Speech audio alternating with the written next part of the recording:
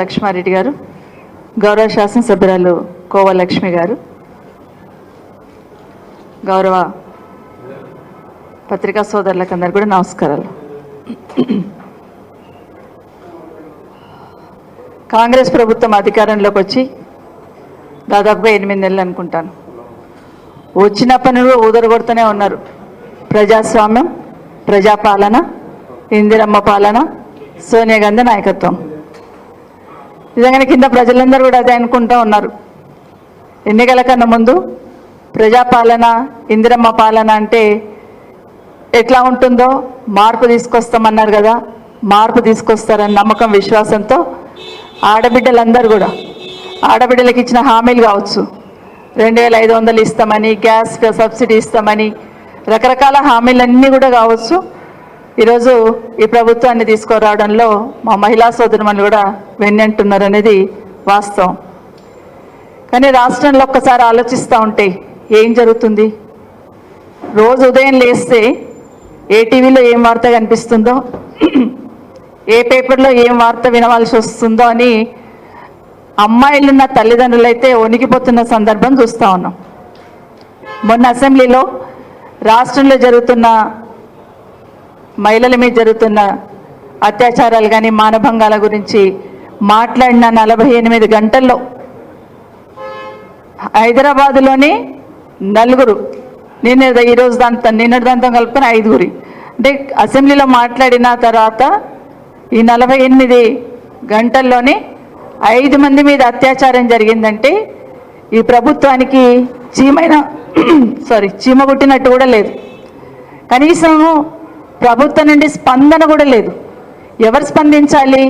ప్రభుత్వం నుండి ఎవరో ఒకరు కనీసం స్పందించి రివ్యూ చేసుకొని ఒక భయం అనేది ఉండాలి కాబట్టి అది చేయాలి. దాని విషయం ఈరోజు ప్రశ్నిద్దామని.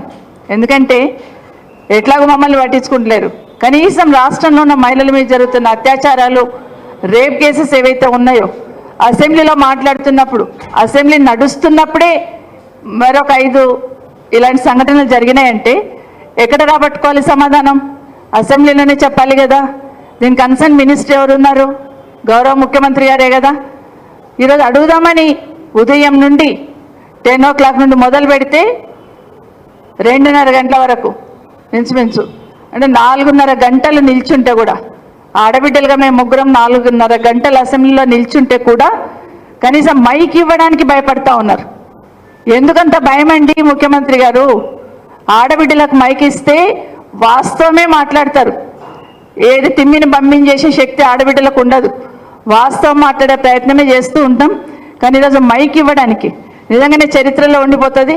రేవంత్ రెడ్డి గారు ముఖ్యమంత్రిగా ఉన్నప్పుడు, కాంగ్రెస్ ప్రభుత్వం అధికారంలో ఉన్నప్పుడు అసెంబ్లీలో 3 ఆడబిడ్డలు 4:30 గంటలు నిలబడితే కూడా మైక్ ఇవ్వలేరనే మాట చరిత్రలో ఉండిపోతుంది. ఖచ్చితంగా మార్పు తీసుకొచ్చున్నారు మీరు. నిజంగానే ఆ సీట్ సైడ్ చూస్తూ ఉంటే, ఈరోజు ముఖ్యమంత్రి గారు కూర్చున్న సీట్ సైడ్ చూస్తూ ఉంటే ఎలాంటి మహానుభావులను ఆ సీట్ మీద చూసాం కదా.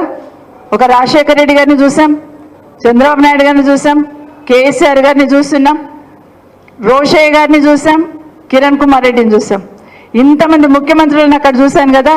అక్కడ ఎవరన్నా ఒకరు అందరు కనిపించారు ఈరోజు మాకు. అక్కడ వాళ్ళు ఉండుంటే అయ్యో ఆడబిడ్డలు నిల్చున్నారే, ముందు వాళ్ళకు ఒక అవకాశం ఇవ్వండి, మిగతా తర్వాత మాట్లాడదామని మాట్లాడేవాళ్ళు. కానీ మేము నిల్చుంటే వాళ్ళ మొహాలలో రాక్షసానందం కనిపించింది. ఆశ్చర్యం వేసింది నాకు. ఒక్కరికైనా కనీసం ఒక్కరికైనా గిల్టీగా ఫీల్ అవ్వలేదు. 4:30 గంటలు ఆడబిడ్డలు నిల్చున్నారే అని ఒక్కరైనా గిల్టీగా ఫీల్ అవ్వలేదు. పైగా రాక్షసానందం పొందుతున్న విషయాన్ని ఈరోజు నిజంగా చాలా బాధ అనిపించింది. నిజంగా చాలా ఈరోజు ఒక విషయంలో, ఈరోజు ఎస్సీ వర్గీకరణ ఏదైతే ఉందో ఆ రోజు, ఈరోజే కాదు 40-50 సంవత్సరాల నుండి నేను ఇందిరారెడ్డి గారు ఉన్నప్పుడు కూడా చూసేదాన్ని. ఎస్సీ వర్గీకరణకు దండోరా వాళ్ళు వచ్చినప్పుడు ఏ విధంగా మాట్లాడేవాళ్ళు, ఏం మాట్లాడాలి, ఆ రోజు నుండి చేస్తున్న పోరాటం ఈరోజు సుప్రీంకోర్టులో వర్గీకరణకు అనుకూలంగా వచ్చిన తీర్పు ఏదైతే ఉందో బీఆర్ఎస్ పార్టీ తరఫున సంతోషాన్ని వ్యక్తపరచాం, హర్షం వ్యక్తపరచాం. ఎందుకంటే కేసీఆర్ గారు కూడా వారు ముఖ్యమంత్రిగా ఉన్నప్పుడు తీర్మానం చేయడమే కాదు, దళిత సోదరులకు సంబంధించిన సోదరులందరినీ తీసుకొని ప్రధానమంత్రి గారి దగ్గరికి వెళ్ళి వారికి తీర్మానాన్ని చూపించి వర్గీకరణకు అనుకూలంగా మీరు నిర్ణయం తీసుకొని చెప్పినారు ఆ రోజు కేసీఆర్ గారు. ఈరోజు చాలా సంతోషం. అది బీఆర్ఎస్ పార్టీ తరఫున మాట్లాడడం జరిగింది. అదే స్కిల్ యూనివర్సిటీ అన్నారు, వెల్కమ్ చెప్పాం. కానీ రిప్లై ఇస్తున్నప్పుడు మాత్రం కనీసం బీఆర్ఎస్ పార్టీ సపోర్ట్ చేసిందని చెప్పడానికి కూడా భయపడిపోయి ఉన్నారు. సార్ ప్రజలందరూ గమనిస్తూ ఉన్నారు. దాన్ని బేస్ చేసుకొని ఎస్సీ వర్గీకరణను బేస్ చేసుకొని మాకు టైం ఇవ్వకుండా మేము దానికి సపోర్ట్ చేస్తాం, కనీసం మాకు మైక్ ఇవ్వండి. లక్ష్మి గారు అయితే అరగంట అరిచారు. నేను ఒక ఆదివాసీ మహిళను కదా, ఎస్సీ వర్గీకరణ మీద మాకు మాట్లాడే ఛాన్స్ ఇవ్వండి, ఒక్కసారి మైక్ ఇవ్వండి, ఒక్క నిమిషం సపోర్ట్ చేస్తాను. మేము దాంట్లో ధర్నాలలో పాల్గొన్నాము, వాటిలలో అన్నింటిలో కూడా మేము పాల్గొన్నాము, ఒక్కసారి మైక్ ఇవ్వండి, మైక్ ఇస్తే మేము మాట్లాడతామని చెప్పి ఎంత అడిగినా కూడా సరే సవితా ఇంద్రారెడ్డి గారికి అయితే మైక్ ఇయ్యను అని తీర్మానం చేశారు స్పీకర్ గారు. మరి కోవాలక్ష్మి గారు అడిగారు కదా, కోవాలక్ష్మి గారు అడిగినప్పుడు ఇవ్వాలి కదా, మాట్లాడతారు. ఏం మాట్లాడతారు? ఆవిడ వర్గీకరణ మీద మాట్లాడుతున్నారు. మరి అందులో ఆదివాసీ ఆడబిడ్డ ఖచ్చితంగా ఇవ్వాలి కదా, దాన్ని కూడా ఇవ్వలేదు. ఈరోజు మరి రాష్ట్రంలో జరుగుతున్న ఈ అత్యాచారాలు, ఈ రేప్స్ ఏమైతే జరుగుతూ ఉన్నాయో, రేప్స్ ఏవైతే జరుగుతూ ఉన్నాయో, మొన్న డిమాండ్స్లో కూడా మేము మాట్లాడిన తర్వాత ఒక్కదానికి సమాధానం లేదు, ఒక్కదానికి సమాధానం లేదు. పోనీ ముఖ్యమంత్రి గారైనా స్పందిస్తారేమో, ఇన్ని సంఘటనలు జరిగినాయి కదా, గతంలో మేము కూడా ప్రభుత్వాలను చూస్తున్నాం. అసెంబ్లీలో ఏదైనా వచ్చిందంటే, ఏదైనా ఒక సంఘటన బయట జరుగుతుందంటే ఆ రోజున ముఖ్యమంత్రులు మమ్మల్ని ఇమీడియట్గా పిలిచి, మా ఆఫీసర్లను పిలిచి రివ్యూ చేసేవాళ్ళు. ఏం జరుగుతుంది ఇక్కడ, అసెంబ్లీ జరుగుతుంటే మీరు ఏం చేస్తున్నారు, ఎందుకు ఇంత నిర్లక్ష్యం వహించినారు అని అధికారులను ప్రశ్నించేవాళ్ళు. కానీ ఈరోజు ఆ స్పందనే లేదు అసలు. ఈ ప్రభుత్వము మొద్దు నిద్రపోతుందనాలా, లేకపోతే చీమైన కుట్టినట్లేదనాలనేది అర్థం కావట్లేదు. ఎంతసేపు కేసీఆర్ గారిని తిట్టడం, గత ప్రభుత్వం తిట్టడమే కాదు, ఈరోజు మీరు అధికారంలో ఉన్నారు కదా, ప్రజలకు భద్రత భరోసా ఏ విధంగా కల్పించాలని ఆలోచన చేయకుండా మాట్లాడితే చాలు టార్గెట్ చేస్తామనే లెవెల్లో ఒక రకమైన శాడిజంతో పనిచేస్తున్నారు. ఇక శాడిస్ట్ అనాల్సి వస్తుంది, అది మర్చిపోండి. ఎందుకంటే మాట్లాడితే చాలు మిమ్మల్ని ఏదో ఒక రకంగా మేము డిమారలైజ్ చేస్తామనే ప్రయత్నం ఈరోజు రాష్ట్రంలో జరుగుతుంది. ప్రజలు చూస్తూ ఉన్నారు. మొన్న ఏం చేస్తాం, మేము జస్ట్ మాట్లాడాం, మహిళలకు సపోర్ట్గా మాట్లాడినాం, రాష్ట్రంలో జరుగుతున్న విషయాలను మీ దృష్టికి తీసుకొచ్చే ప్రయత్నం చేసినాం. అధికారులు తీసుకురారేమో, కనీసం మేమైనా చెప్పాలి అనే ప్రయత్నం చేస్తున్నాం. హైదరాబాద్లో ఒక్క రేప్ కేసు జరిగితేనే హంగామ అయిపోయేది గతంలో. కానీ ఇప్పుడు ఏం జరుగుతుంది? ఈ మూల కోట అంటారు, ఆ మూల కోట అంటారు, సాయంత్రం వచ్చేసరికి లెక్క పెట్టుకోవాల్సి వస్తుంది. 1, 2, 3, 4 అని తలంచుకోవాల్సిన అవసరం లేదా? హైదరాబాద్ సిటీకి ఉన్న గౌరవం ఈరోజు తగ్గట్లేదా? హైదరాబాద్కు ఉన్న ఇమేజ్ ఈరోజు పోవట్లేదా?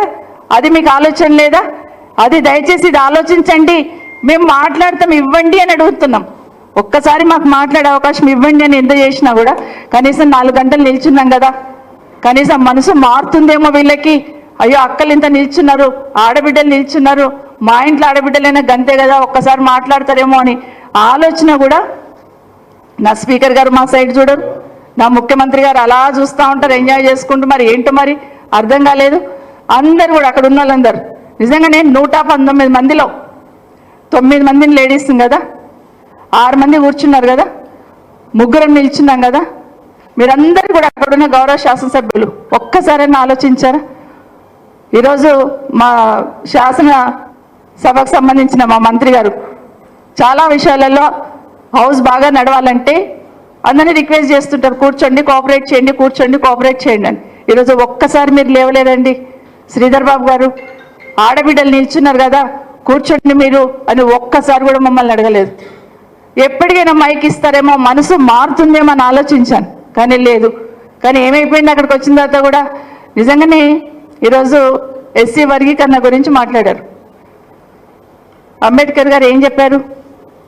దళిత సోదరులు ఏ విధంగా అయితే ఈ సమాజంలో రిజర్వేషన్ కావాలని కోరుకుంటున్నామో, అన్నిట్ల వాళ్ళకి అన్ని రిజర్వేషన్ ఉండాలని కోరుకుంటామో, అట్లాగే మహిళలు కూడా అదే కేటగిరీ అని చెప్పారు. మరి ఎక్కడండి ఈరోజు పెద్ద ఉపోద్ఘాతం ఇచ్చున్నారు ఈరోజు మరి మాట్లాడుతూ. కానీ ఏం మాట్లాడితే అక్కడ ఏం కనిపించింది మీకు సీను?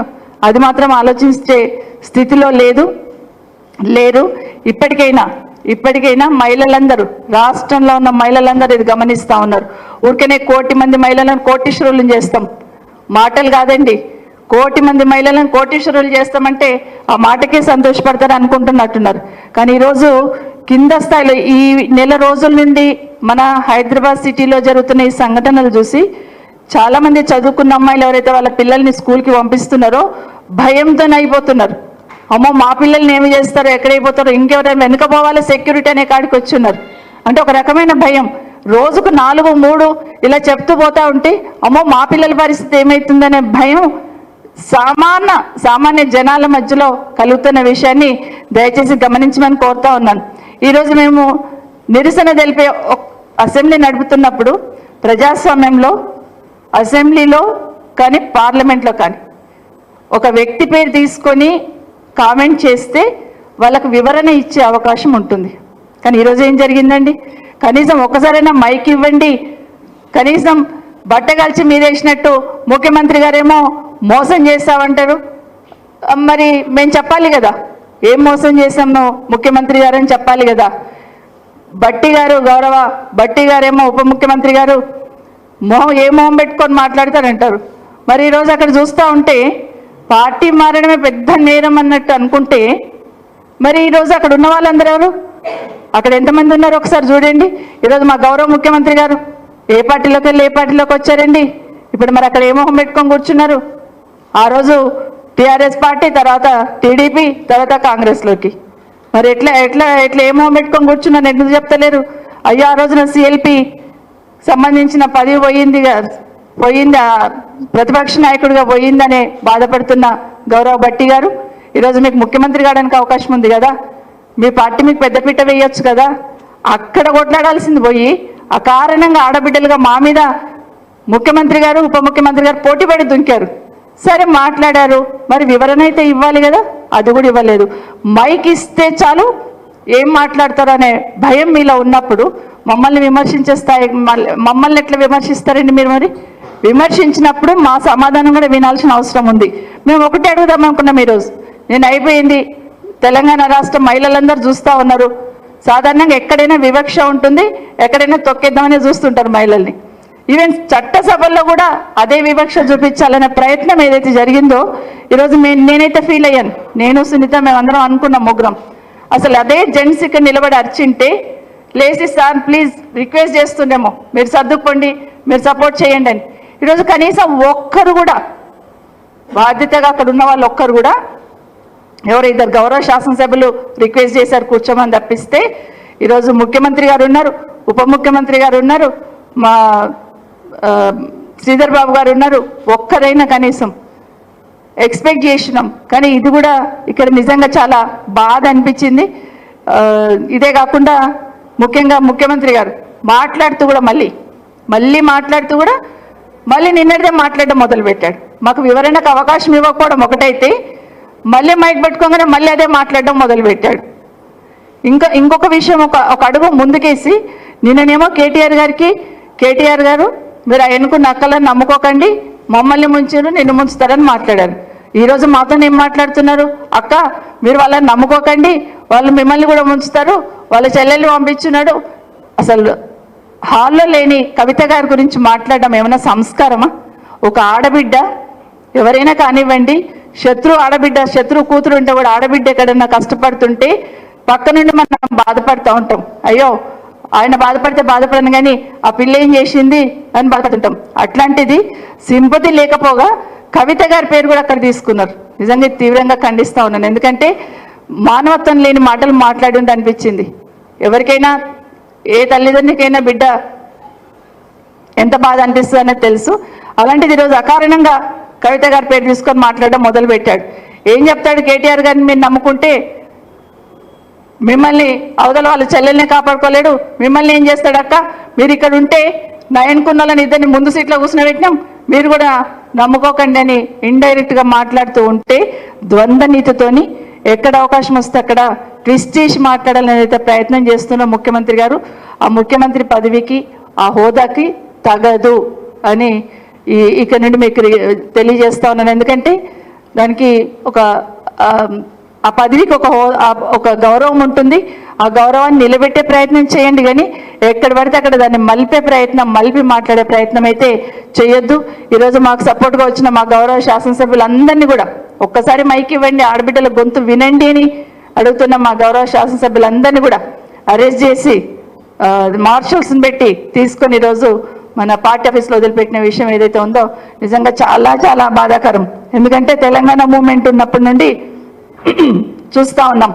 నన్ను ముఖ్యమంత్రి గారు రేవంత్ రెడ్డి గారు నేను ఒక మాట అన్నారు, నన్ను కానీ సునీతను కానీ, అక్కల్ని నమ్ముకుంటే జూబ్లీ బస్ స్టాండ్ అవుతుంది అన్నాడు. మరి ఈరోజు రాహుల్ గాంధీ గారు మిమ్మల్ని నమ్ముకున్నారు అంటే రాహుల్ గాంధీ గారు బతుకును సికింద్రాబాద్ రైల్వే స్టేషన్ చేస్తారా? మీరు నమ్ముకున్న లీడర్లకు అదే చూపిస్తామా మనం? దయచేసి మాట్లాడుతున్నప్పుడు మరొక్కసారి చెప్తున్నాను, మీరు మాట్లాడి చాలా గొప్పగా మాట్లాడామని అనుకుంటున్నారేమో. సబితక్కని అన్నాను కదా, సునీతక్కని అన్నాను కదా అని మాట్లాడుతున్నారేమో, కానీ సబితక్క సునీతక్క అని పేర్లతో మాత్రమే చూస్తున్నారు. కానీ ఆడబిడ్డలు ఏ విధంగా బాధపడతారు, ఒక్క ఆడబిడ్డనంటే మిగతా ఆడబిడ్డలు ఎంత ఫీల్ అవుతారు కింద అనేది ఒక్కసారి వెనక్కి తిరిగి చూసుకుంటే అర్థమవుతుంది. ఈరోజు మీరు అంటున్నారు కదా ఇందిరమ్మ రాజ్యం, ఎవరి పేరు ఉందండి? ఆడబిడ్డ పేరు. సోనియమ్మ నాయకత్వం, ఎవరి పేరు ఉందండి? ఆడబిడ్డ పేరు. ఆ సోనియా గాంధీ కూడా మీరు బలిదేవత అన్నారు, మీకు అది అంటే అది మామూలు అయిపోయినట్టుంది. కానీ దయచేసి మరొకసారి ఈ ముఖ్యమంత్రి గారిని మమ్మల్ని అవమానించారు. సమాజం చూసింది, చరిత్రలో ఉండిపోతుంది. కానీ ఇప్పటికైనా రాష్ట్రంలో జరుగుతున్న ఈ అత్యాచారాలు ఇవేవైతే రేపులు జరుగుతున్నాయో దయచేసి ఇప్పటికైనా కళ్ళు తెరవండి. ఇప్పటికైనా హైదరాబాద్ సిటీలో తిరుగుతున్న అమ్మాయిలకు కానీ మన రాష్ట్రంలో ఉన్న అమ్మాయిలకు కానీ భద్రత కరువైతుందనే ఫీలింగ్ వచ్చింది. దయచేసి దాన్ని దృష్టి పెట్టమని కోరుతా ఉన్నాను. రేపన్న కనీసం ఈ విషయం మాట్లాడడానికి అవకాశం ఇవ్వండి. ఎందుకంటే మొన్న మాట్లాడినప్పుడు మాకు అక్కడ నుండి అవకాశం రాలేదు, రిప్లై రాలేదు. తల్లి పక్కన పడుకున్న చిన్న పాపను కూడా 6 సంవత్సరాల పాపను కూడా తీసుకుపోయి రేపు చేస్తున్నారంటే అసలు ఏం చెప్పాలి, ఎవరికి చెప్పాలి? అరణ్య రోదనలాగా అవుతుంది కదా. ఇప్పటికైనా మాకు రిప్లై రాలేదు ప్రభుత్వం నుండి. ఏం యాక్షన్ తీసుకుంటున్నారు, ఎందుకు జరుగుతున్నాయి ఇవి, అసలు ఎన్ని కేసులు జరిగినాయి, ఇవన్నీ వస్తూ ఉన్నాయి కదా అని అడుగుతున్నప్పుడు కనీసం స్పందించే ఆలోచన కూడా ఈ ప్రభుత్వానికి లేదు. అసెంబ్లీ అంటే గతంలో కూడా మేము చూస్తున్నాం, అసెంబ్లీకి వచ్చామంటే ఒక ప్రశ్న అడిగామంటే ఖచ్చితంగా ప్రభుత్వం నుండి సమాధానం వచ్చేది. కానీ ఇంత గాలికి వదిలేసి పోయేటట్టు అసలు సమాధానం ఇవ్వాల్సిన అవసరమే లేదన్నట్టు వాళ్ళు ఇష్టం వచ్చింది చెప్పిపోదామనే పద్ధతి ఏదైతే ఉందో కరెక్ట్ కాదు. ముఖ్యంగా మహిళలకు సంబంధించి అదే అడగాలనుకున్నాం. ఈరోజు మేము ముగ్గురం అనుకున్నది అదే అయిపోయింది. నిన్న మనను అవమానించారు కదా, వాళ్ళ సంస్కారానికే వదిలేద్దాం, వాళ్ళ విఘ్నతకే వదిలేద్దాం, వాళ్ళు తప్పైందని ఫీల్ అవుతారా లేకపోతే మేము చేసింది కరెక్టే అంటారా, అది ఆ ముఖ్యమంత్రి గారికి ఉప ముఖ్యమంత్రి గారి మీదనే వదిలేద్దాం. కానీ ఈరోజు మన మహిళల పట్ల జరుగుతున్నాయి ఒకసారి అడుగుదామంటే మైక్ ఇవ్వడానికి కూడా భయపడిపోయారు. ఇది రాష్ట్రంలో ఉన్న ప్రజలందరూ కూడా గమనించున్నారు. రేపైనా కనీసం మాకు మాట్లాడే అవకాశం ఇవ్వండి. ఎందుకంటే బిక్కుమని బిక్కుమని బయటకు వస్తున్నారు ఆడబిడ్డలు. వాళ్ళకు ఒక భరోసా కల్పించాల్సిన అవసరం ఉంది. వాళ్ళకి ఈరోజు అసెంబ్లీ నడుస్తుందంటే డెఫినెట్గా ఇటు పక్క తిరిగి చూస్తారు. ఇన్ని ఇన్సిడెంట్స్ జరుగుతున్నాయి కదా, ప్రభుత్వం ఏదో ఒక డైరెక్షన్ ఇస్తుంది, ప్రభుత్వం ఏదో ఒక కఠినంగా ఉంటుంది అని ఆలోచిస్తారు. కానీ ఈరోజు ఆ సమాధానం కూడా మన దగ్గర నుండి కిందికి ప్రజలకు పోలేదు. మేము అడిగితే మీరు చెప్తే ఇద్దరం కలిసి వాళ్ళకి భరోసా కల్పించాల్సిన బాధ్యత, కానీ అది కూడా రిప్లై అనేది ఈరోజు కూడా కింది వరకు పోలేకపోయింది. ఇక్కడ హైదరాబాద్ సిటీలోనే కాకుండా ముఖ్యంగా మన హైదరాబాద్ సిటీలోనే బ్లైండ్ స్కూల్లో ఆ బ్లైండ్ స్కూల్ అమ్మాయిది ఆ రోజు నేను అసెంబ్లీలో ఎక్కువ మాట్లాడొద్దని వదిలేశాను. కానీ ఏమి జరిగినా పిల్లల మధ్యలో జరిగినా లేదా అక్కడ ఉన్న వాళ్ళ మధ్యలో జరిగినా అక్కడ బ్లైండ్ స్కూల్లో సంబంధించి గట్టిగా యాక్షన్ తీసుకోవాల్సిన అవసరం ఉంది. మేము ఇది తీసుకున్నాము, యోగిలను యాక్షన్ తీసుకున్నాము, యోగి సెక్యూరిటీ కావాలన్నది ఇచ్చున్నాము, లేకపోతే సిస్టంలో మార్పులు తీసుకొచ్చినామని ఒక్క మాట చెప్పింటే హ్యాపీగా ఫీల్ అయ్యేవాళ్ళం. మీకేం తెలియదండి, మీకు తెలియదు మేడం, మేము వచ్చి మా సెక్రటరీ వచ్చి మీకు ఎక్స్ప్లెయిన్ చేస్తారంటే నా సెక్రటరీ నువ్వు కూర్చొని మాట్లాడడం కానే కాదు. అక్కడ నేను ఆ మాట మాట్లాడితే అనవసరమైన డిస్కషన్ చేస్తారు, నేను అడగాల్సిన సమస్యలు ఏమున్నాయి వాటికి సమాధానం రాదనుకున్నాను. కానీ ఆ రోజు బ్లైండ్ స్కూల్లో జరిగిన ఇన్సిడెంట్కి ఏం చర్యలు తీసుకుంటామనేది ఇమీడియట్గా ప్రభుత్వం చెప్పాల్సింది. అసెంబ్లీలోనే జరిగిన సంఘటన దురదృష్టకరం అన్నారు, ఓకే యాక్షన్ తీసుకోవాల్సింది. ఇవన్నీ ఎందుకు మాట్లాడుతున్నామంటే ఏమైనా మాట్లాడితే గతంలో జరగలేదా అంటే గతంలో జరిగినాయని వదిలేస్తామా? గతంలోకి ఇప్పుడు కంపేర్ చేస్తే మొన్ననే ప్రభుత్వానికి అనుకూలంగా ఉన్న ఒక 2 పేపర్లు 3 పేపర్లు కూడా ఏమైంది నగరానికి, ఏం జరుగుతుంది నగరంలో అనేది రాసిన సందర్భం చూస్తున్నాం. కనీసం అవి చూస్తున్నా ఈ ప్రభుత్వం ఇప్పటికైనా కళ్ళు తెచ్చి మహిళల పట్ల జరుగుతున్న వీటి మీద గట్టిగా యాక్షన్ తీసుకోవాలని మరొకసారి ఈ ప్రభుత్వాన్ని కోరుతా ఉన్నాను. ఈరోజు మాకు మద్దతుగా రాష్ట్ర వ్యాప్తంగా బీఆర్ఎస్ పార్టీ సోదరులందరూ కూడా అండగా నిల్చున్న ప్రతి ఒక్కరికి, ప్రతి నాయకుడికి, ప్రతి కార్యకర్తకి, ప్రతి మహిళా సోదరిమణి కూడా ప్రత్యేకంగా ధన్యవాదాలు కూడా తెలియజేస్తా ఉన్నాను.